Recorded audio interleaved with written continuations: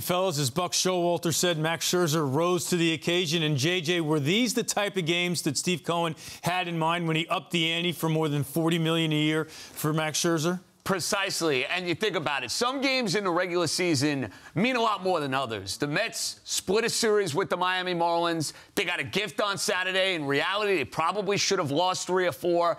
Atlanta is red hot. They go into this series without McNeil and without Starling Marte and without James McCann. Compromised lineup.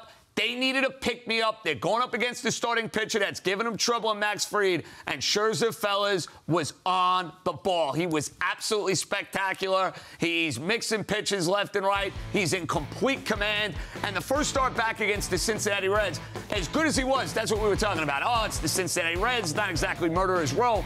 Anthony, this Atlanta lineup has been as good as anybody over the last 3 or 4 weeks. He made them look silly. That's why Max Scherzer is one of the best in the business. Yeah, JJ, this outing by Max really whet my appetite to see him pitch in a postseason game, because if he's embracing, July, I mean, we're making a big deal out of this series, rightfully so, and he's embracing it too, which you love to see. I can't wait till the chill of October's in the air, the rustle of leaves and all that stuff, to see him pitch in that atmosphere against a big-time team. JJ, you're absolutely right. The Braves are a very, very difficult lineup, and he just mowed right through them. I love the Rosario at bat to get out. There was that little wobble there in his last inning for Max, and then he buries a changeup in the dirt on 0-2 to try to get a swing, but it set up a nice cutter for the final out of his outing.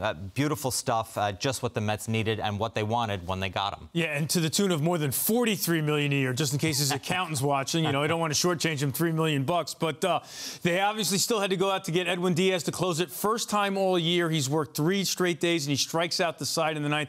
Anthony, how rare is it in this town to see someone struggle early and then work their way back to elite status? Eamon, the careers of guys who couldn't do it are littered all up and down Broadway, right? I mean, we've seen, the names. Yankee fans will think of Sonny Gray. He comes to mind. Good pitcher, couldn't really do it in New York. Jason Bay, we could be here for a while. Absolutely. Yeah, right. Don't get me started.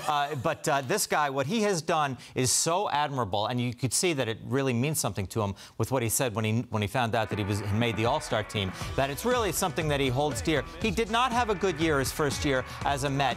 Every mistake he made, I think they were saying this on the broadcast tonight, ended up in the seats. He gave up so many home runs, and that's so odd.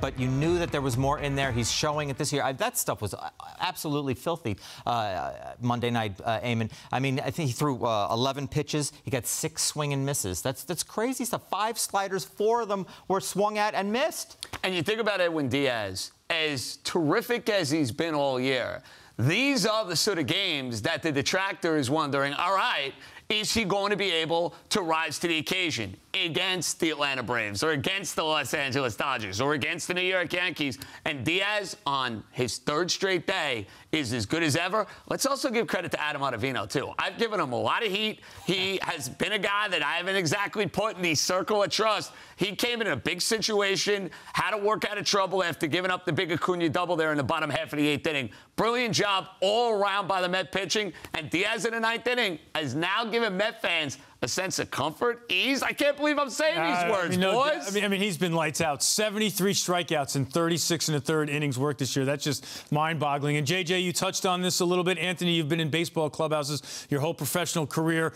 Not every game is the same. How do you put this win in perspective for the Mets? I think they needed it, Eamon. Look, this is a big series. This Met team has been sort of preaching the idea, and we've all been kind of bought into it, too, that this isn't the same old Mets. This isn't the ones from a couple of years ago, good start, hey, nice season going on, oh, and then they collapse. This is a great step forward to me, Eamon, of them showing that they're not the same Mets, that all that stuff is in the past, and this is a different team. I haven't felt they were the same old Mets all year because of the presence of Buck Showalter, because you added a guy like Max Scherzer. Look, this is a team that still played quality baseball in the month of June. The Atlanta Braves had a record-setting month of June. This is going to be a fun race.